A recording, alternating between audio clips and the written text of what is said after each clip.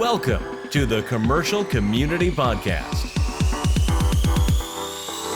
a mindset training podcast dedicated to helping commercial realtors, investors, and property owners develop and strengthen their thoughts for short and long-term success. We all know that thoughts shape attitude, and attitude affects your altitude in life. Join us weekly as we discover and discuss the thought patterns and successful habits it takes to create positive results in real estate, business, and life. Now, here are your hosts, Marisa Arthur and Kat Isfan. Good morning, everyone, and welcome back to the Commercial Community Podcast. Today we're on episode 4 of Developing a Commercial Mindset. My name is Marisa Arthur, and I'm here with my co-host, Kat Isfan. Kat, hey, how are you today? Fantastic. Good. It's amazing to be here today. It's great to see you. What has been going on in your world? I have not slept in my car since our last podcast, Okay. so that's a very good thing. But I will be sleeping in the car tomorrow night. Okay. Because I'm going back to flag the races this weekend. Okay, so the race is this weekend. So can you tell the listeners a little bit more about that race? You always say, anyway, I'm running in a 100-mile ultramarathon from Flagstaff to the Grand Canyon. And so the race starts Saturday morning at 7 a.m. and I've got 31 hours to complete it. And I've never endeavored into something this extreme before. So hopefully I'll still be with all my toes and fingers next week on the next podcast. You said 100 miles? 100 miles. Which is just a little bit. That's just a little bit. Yeah. But anyway, I'm excited about today's podcast, and I'm even more excited about who we have. I am with too. Us. So let me actually introduce Sean St. Clair. Hi, Sean. Hi, Kat. Marisa, how are you? Hi, good to see you. Good to see you. So I'm so excited to have Sean on this podcast. Sean and I have built both an incredible friendship, but have also worked in commercial real estate over the last few years together. And Sean is an attorney, a real estate attorney here in town. He's got so many endeavors going on, and he's done so much to help the community in general. And when he said that he'd be willing to be on the podcast, I think there's so much we're going to learn just from dialoguing with Sean today. So Sean, welcome again. Thank you for having me. Looking Yeah, absolutely. So let me just start. We're just going to work through some ideas, and more than anything, just tap into your mindset of commercial and business and life in general. Is that okay? Sounds great. So, all right. Well, so we always kind of start this way, which is kind of funny. But so, Sean, if you could describe yourself in third person, who would you say Sean is? So Sean is, and hopefully people would view me in this order. Sean is a Christian, a husband, a father, a real estate attorney, a part-time missionary, and a golfer. Wow. You wear a lot of different hats. Yes, I do. Yeah. And why golf? I mean, because I stink at that game. Why golf for you? Yeah, I picked it up when I was younger, and I played a lot of sports growing up, and golf just seemed to be the one that stuck with me once I reached high school and college, and so I played both in high school and in college. And, okay. The nice thing about golf, in relation to maybe some other sports, is you can basically play for almost your whole life. Okay. You know, age, may slow you down a little bit, but you can still go out there and play. Versus maybe some of the other sports, once you get to a certain age, you're pretty much done competing in those. Right. Maybe you're a spectator at that point. So I know you went through a circuit this summer, or maybe it's still ongoing. What is that you're doing now in golf? Well, so for golf, kind of this year, I made a commitment to play in more of the Arizona Golf Association events, which are basically state amateur events here in Arizona. They generally have one event a month, and so I tried to play in one event monthly. Okay. I've done it in the years past, but this is the first year where I really committed to doing it more than I have in the past. And is it a winning kind of event where you Well, I'd like to win. I haven't. But, I mean, it's competitive. Okay. And That's what I so meant. Yeah. it's not handicapped, it's gross. So it's which means basically you're competing without the assistance of any type of, handicap that tries to make the field, on an even level. So, basically the best golfer wins the event that week. Okay. So I did okay, but I would like to have won something, Right. but no, it wasn't in the cards this year. So. And you also golfed in Africa when you were there. I did. So that's I did have a interesting. chance to play golf in Malawi, Africa, Okay. about a year ago now. Right. And it was quite the experience. Yeah, it was fun. Very interesting. Very good. Well, let's get into the Okay. business of things. And Okay. Maurice, I know you have a... Oh, I do. I have a whole bunch of questions. So, Sean, as a real estate attorney and an Arizona Department of Real Estate approved real estate instructor, what would be one or two main differences, in your opinion, between being a residential investor versus a commercial investor? It's a tough question because there's both on the residential side and the commercial side, there's a number of ways to invest in those types of real Yeah. estate. So, on the residential side, you have investing in income producing properties, you have wholesaling, you have fix and flips. Yes. And then on the commercial, you have investing in income producing property, you have, vacant land or raw land, and then you also have on the investment side developments, right? So Yes. you decide I'm going to create a development and sell off multiple units from the same Right. parcel. So in order to answer the question, I think we have to try at least to do apples to apples. So for the purposes of answering the question, I'm going to address income producing property. Okay. So on the residential side, you have income producing investment, and commercial side. And really, in my view, the main differences are on the residential side, you have less risk because we have in Arizona anti-deficiency statutes, which if you go and you obtain a loan to purchase residential property, Yeah. you don't have personal liability on that loan. So if there's a foreclosure or short sale, you can basically walk away from that property, versus on the commercial side, if you obtain a loan, Right. then you have personal liability on that loan. But on the flip side, I believe on the residential, there's less upside. There's less profit to be made, versus see. on the commercial side, there's more profit. Which Okay. isn't that kind of just the standard in business anyway? The more risk, the more upside. Sure. The less risk, the less upside. So Yeah, totally. to me, that seems to be pretty much the main difference when you're comparing income producing property, Right. both residential and commercial. Okay. Yeah. Yeah, that makes sense. And it's funny because you're an attorney at heart. I mean, meaning that's what you've gone through school, what you learned, that's what you do. And it's even the saying apples to apples, because oftentimes when you're trying to think a certain way, we get into the rut of not comparing things apples to apples, and even with having a certain mindset, we get off on the tangent and we don't give ourselves the ability to see things on a keel or even playing field, right? Right. That way. Well, okay, so knowing that there's so many things to choose from, and this is more from an attorney perspective, what would be one prevalent section within a commercial real estate contract that could greatly affect the outcome of a transaction? I think structuring the due diligence. Okay.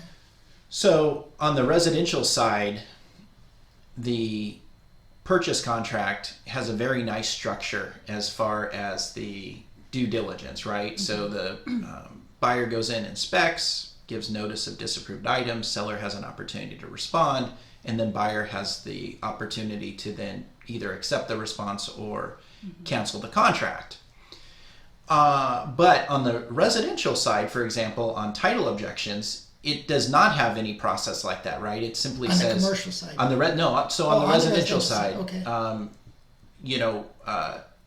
Well, let me jump over to the commercial because I'm going to make it too complicated. Anyways. But on the commercial side, we don't find that. A lot of times it's simply, here's your due diligence, period, and you either choose to cancel the contract or move forward as of that date.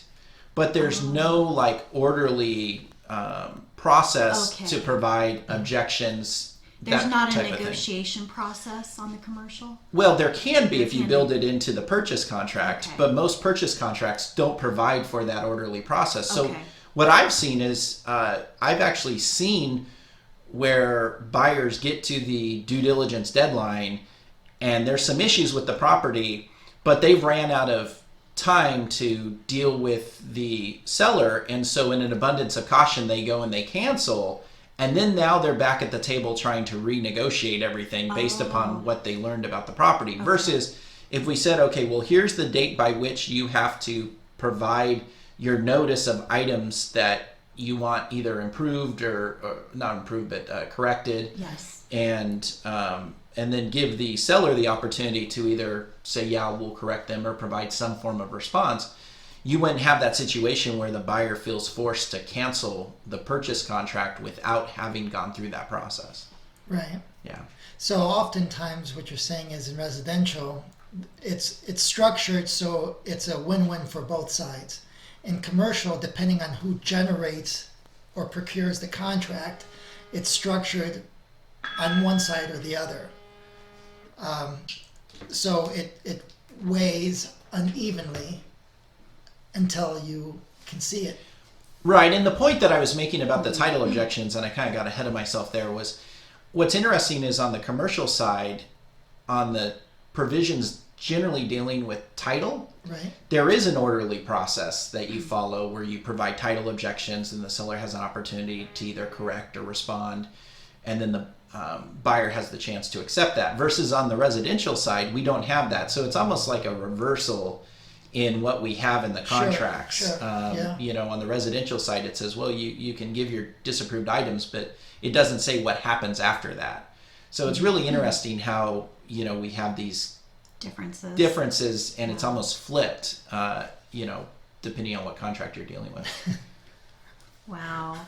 Well, so kind of speaking of the differences between commercial and residential. So in residential transactions, agents use ADRE approved sales contracts, so Arizona Department of Real Estate approved contracts. Why do you think there are so many different types of purchase contracts in commercial? I think there's too many chefs in the kitchen a lot of times on commercial. And so you have the listing agent or the seller's agent, the buyer's agent, then you have the seller's attorney, the buyer's attorney, and all of those parties are looking to have their input on the contract and the terms of the contract, including, and that doesn't even include the buyer, the seller themselves, right? Sure.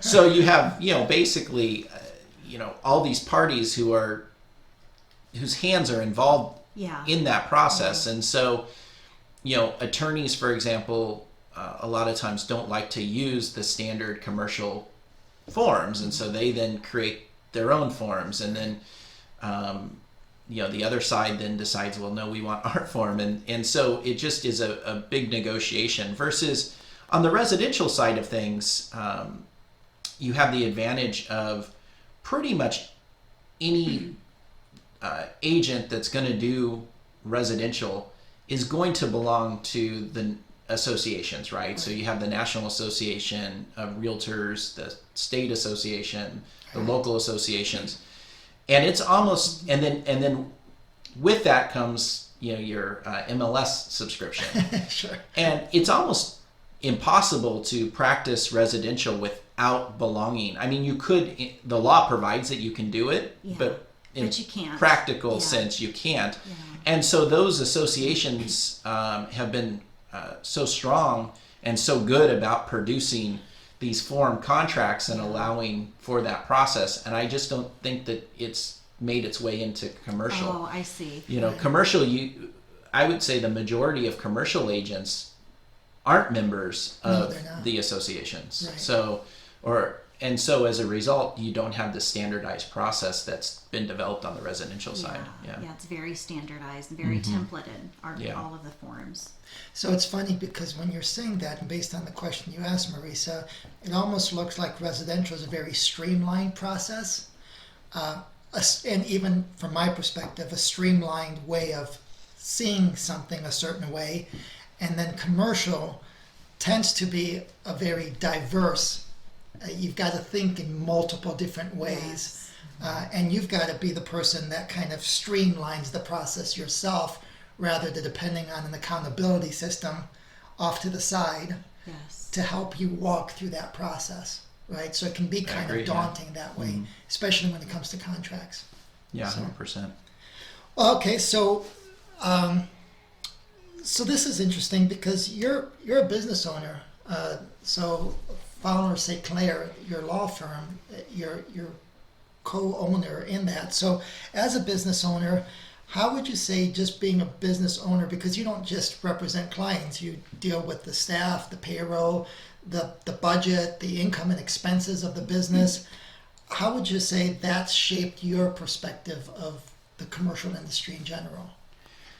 So as a business owner, it makes you ask more questions about the space in which you're operating. Right. And more recently, our firm has explored the idea of moving locations. And in fact, we are moving locations. Right. But in that process, we actually looked at the idea of buying a commercial building or leasing space. Right. And in that process, and we even met with you, Kat, to kind of talk about this. And in that process, it really allowed us to, look at our business model, what we need, what makes the most financial sense for us. And we realized that actually leasing is best for what we're trying to accomplish in our business in both the short term and the long term. Right. And I think that when you're working with clients, you need to make sure that the property and or the space is fitting those client needs. And so from a commercial perspective, you need to start asking better questions on the front end to basically qualify your client for the space Right. or for the property that they're looking to purchase. Right. And it's often funny because if you're working with someone that doesn't have quite the know-how in commercial, Yes. they tend to try and push someone based on their bent perspective Sure. of what they don't or do know. So not every business desires to own their own property. Sure. It's not even within their business model to do so. Yeah. Yeah, that makes sense.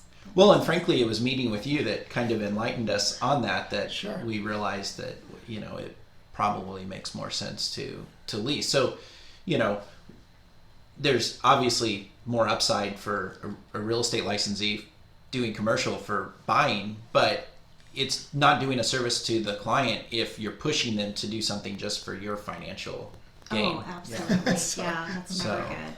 I'll slap my own hand for that. So. No, you did great. No, I mean, sure. you No, know. for myself, for my own benefit, for my own welfare. Yeah, I cut right. myself short term.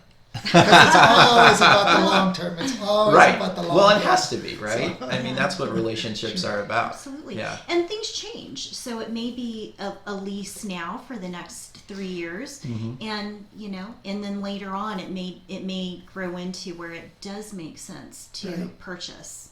Right. Yeah. Right. So I have a question, a fun question. So, Sean, can you share with us a case study as it pertains to commercial real estate? Is there something that you could share with us and give the community just a quick summary of? Sure. So Kat and I actually worked on a transaction probably about a year ago now where he was acting as the buyer's agent, and then I was representing the same buyer as counsel. And so we were doing our due diligence, and this particular seller owned multiple income producing properties throughout the valley. And the tenant that they had in the space that our client, or the property our client was purchasing, was also a tenant in a number of other properties owned by that seller. Okay. Was it the fire station? No. Oh, okay, sorry. And so the lease that was in place for that property with that tenant, I remember. Yeah. cross-referenced all of the other properties and basically said that if the owner of or the seller does not maintain or in some way breaches the lease on any of those other properties, that they could offset the rent on the property that our client was buying. Oh. So if you think about it, and they weren't selling all of the properties, they were just selling this one property. Sure. So if our client goes and buys it, assumes the lease, now the tenant has the ability to offset the rent to be paid to our client for a breach on another property by the seller. Wow. So we had to go in and basically work with the seller and the tenant to, have them renegotiate the terms of that lease to remove that clause, because we can't be sitting there with a potential offset for something that our client can't control. And that was a national tenant. Yeah, and it was a large tenant. Yeah. So it was a process. I mean, and there was a lot of work involved and attorneys involved, but we eventually did, accomplish the objective, and our client was able to purchase the property. That's fascinating, the things that you have to be aware of and look at. Yeah, right. I would have never thought of that. I never recommend, and I've, 28 years at this game, and I've gotten to the point where I've just realized that I can't be all things to all men, and to have great legal counsel on your side. Absolutely. Specifically, also in residential, but specifically in commercial. Yes. There's so much value to the way Sean sees things that I can't see. Sure. And the things he's been able to learn to value that I don't value just because of my lack therein of. Yeah. So absolutely. That was a fun deal, though. It was. It was touch and go for quite a while. Sure. But that that's why I don't have any nails now. That part of it is the exciting aspect of real estate. Right. And, how boring would it be if they were all just smooth as silk every time? You want to depend on that, but there's so much for you to grow. Absolutely. By going through that kind of process. Yeah. And yes, at the end of the day, everybody wants to win to get paid somehow. But even if it wouldn't have been a material outcome, a financial gain, I just think the process that we went through was so valuable. Yeah. To our own personal experience. The knowledge and growth that came out of it is so much more valuable than an income that comes out of it. Absolutely. That was, thanks for remembering that. Okay, so if you were going to, now this is more of a, and people always answer this in so many different ways, but if you were going to start all over as an attorney, right, knowing what you know now, would there be something, or is there anything you would have done differently in hindsight?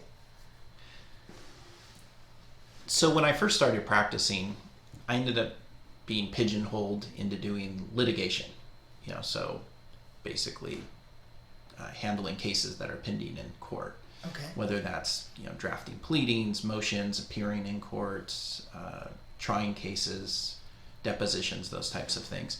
And it's a very adversarial process. So you show up to work every day to basically argue. That's what you do. Wow. And so, and I learned a lot through that process. And I think it was invaluable training for doing transactional work. Mm-hmm. But I think I would have tried to make the leap from litigation to transactional work sooner. So I spent probably a good 6 or 7 years doing that kind of work. Okay. And I probably would have been good with maybe 3 or 4 years, at the most. And so that's the one thing I look back on and say, I should have made that jump sooner, because frankly, it's stressful. Handling litigation. There's some people that are cut out for it. They love it. And, I was good at it, right. Which is why I got pigeonholed doing it. Right. But I didn't like it. I wasn't passionate about it. I didn't wake up every day going to work saying, I I want to get fight today. Yeah, right. Battle. Yeah, exactly. It's like, Yeah. I have to, Yeah. the I dreading can those see phone that. calls with opposing counsel and, those emails that you have to Uh-huh. respond to. And it's just, Yeah. it wears on you. It was a grind. I can see, I can envision, I've met a lot of people that are just naturally confrontational by nature that, but like for me, I think even Kat's the same way. I don't like confrontation. No. And so, that's 6 years of that. That's Yeah. pretty impressive. So I wonder what your wife Julie went through that whole process. It was tough. I mean, I think my personality even was different. When you're stressed, you tend to It affects everything. it affects every part of your life.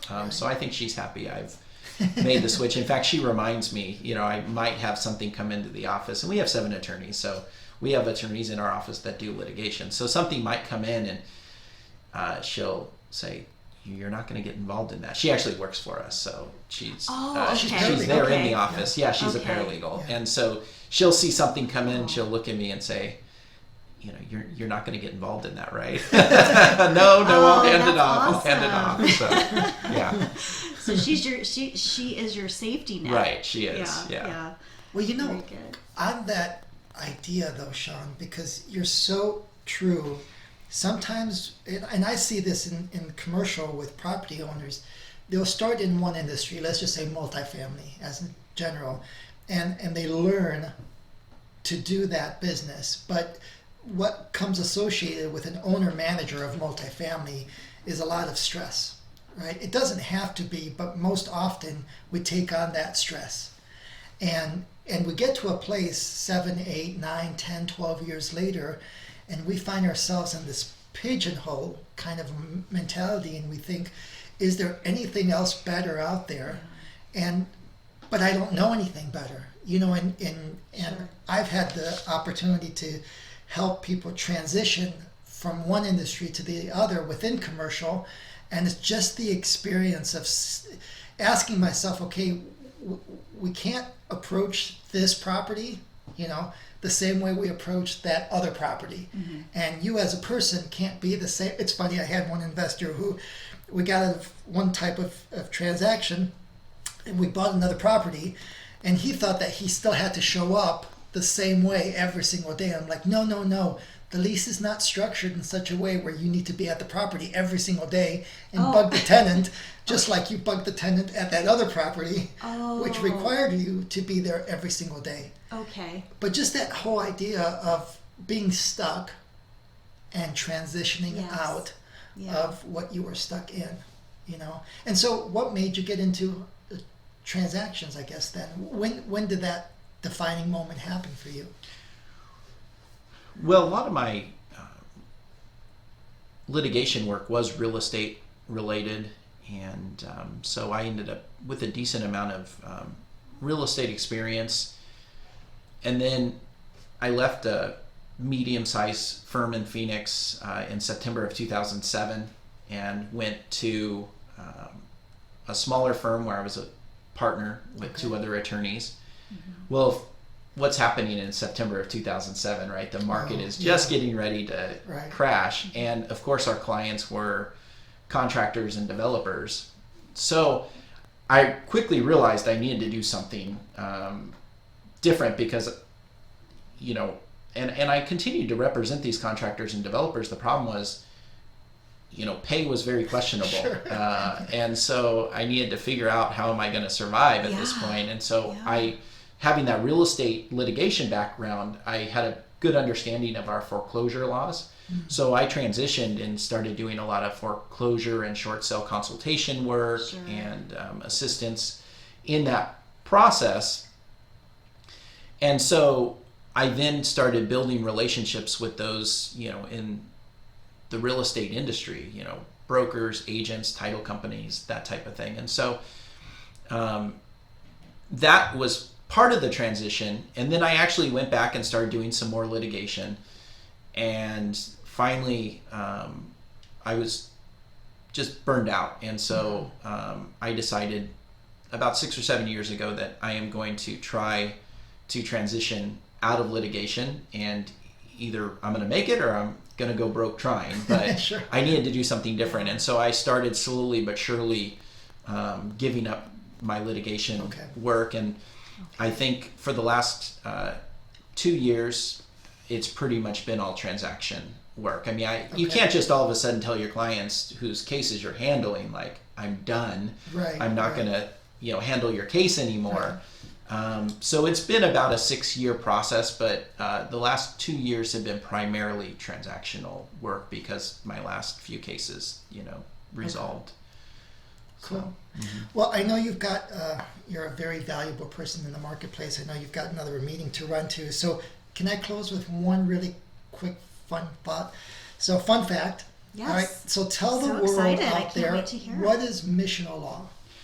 So Missional Law, I mentioned in my intro as far as the third person description of you, Sure. that I'm a part-time missionary. Okay. In reality, I run a nonprofit called Missional Law, which works in Malawi, Africa, doing justice work there. And basically, we go into the prisons there and identify cases of injustice where people have either overstayed the amount of their sentence. So maybe they were sentenced for, say 4 months, and now it's 6 months later and they're still there. Or sometimes they're falsely accused. And, we have a certain level of police investigation tools, forensics at our disposal. They don't really have all of that in Malawi. And so a lot of times you have situations where people are falsely arrested and falsely imprisoned, and they'll be there in prison for 10 years and they'll have never met with a lawyer. They've never gone to court. And so then we will take steps to corroborate what we're being told there during our interview process.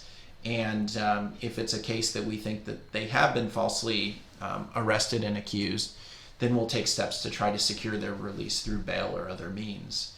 And it started just with you, right? I mean, first outing there was just you, and now you've got an entire team over there that's a group of people, Right, so we have partners over there in Malawi, and then we also have a paralegal that works with us on a full-time basis over there. So even as we speak, he's going into the prisons and conducting interviews and trying to identify cases that are ones that are proper for us to pursue. Right. We also have expanded out through this process. We learned that child marriage is a major issue in Malawi. Wow. And so you have young girls that are 12, 13 getting married. And so we've developed different programs where we can go out and do legal clinics in the different villages there in Malawi, educating those villages on the laws involving child marriage. It's actually, as of February of 2017, it is illegal for anyone in Malawi under the age of 18 to marry. Problem is, it's just not being enforced. Okay. And so we're helping to educate, the different villages that we have developed relationships with on what these laws provide. In addition, we talk about the socioeconomic impact of outlawing this practice in the village. And you would be surprised to see, and when we kind of show examples to those villages, of the villages that have outlawed this practice, how far ahead they are economically, from a health perspective, from a social perspective, versus the villages that are keeping that practice in place. And so when they hear these types of things and they hear what the law provides, it changes their paradigm on that practice. Wow. Right. So let me ask, how can someone plug in, or how can someone participate or contribute? Is there a way for us to? So we have a Facebook page. So Missional Law has a Facebook page, and we're always posting on there, so you can see the things that we're doing on the Missional Law Facebook page. So like the page. Okay. And then we also have a website, www.missionallaw.org, And on there, you can read a little bit more about the organization. We have a blog where we're also posting similar stuff to what we're posting on Facebook. And then there's a donate page where you can go and donate by credit card if you are so inclined. Okay. That's awesome. Very good. Yeah, incredible. You are very ambitious.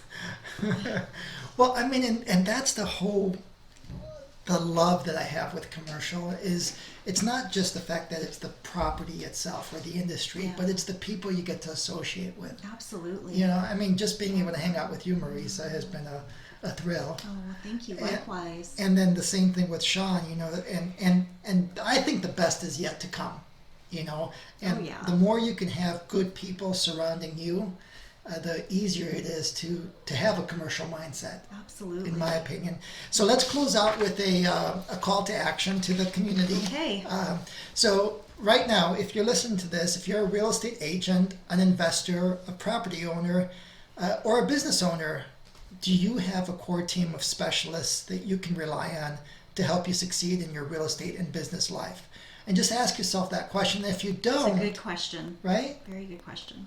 Yes. And if you don't, what can you do about it, right? Or where can you go and who can you reach out to help create that core team for yourself to have a better mindset of wanting to stay in the game of commercial real estate and just enjoy the process of it, right? Correct. Very important. So, Sean, thanks so much for stopping in today. Thank you. I enjoyed it. Thank you, Sean. So, and I know honor. You actually own your own real estate school. You create and co-create your own commercial and residential courses, and you teach both. Oh my Correct, gosh. yes. Mm-hmm. So look out for Sean. I want to be like Sean when I grow up. That's amazing. Everything that you do. So thanks again, Marisa, for hosting this. Pleasure. And Thank you. Thanks, everybody. We'll see you next week on the next podcast. Yes. Awesome. Thank you for listening to the Commercial Community Podcast. If you'd like to put into action any of the thoughts or ideas shared on today's podcast, you can reach either Marisa or Kat at dprcc.com/community or email at community@dprcc.com.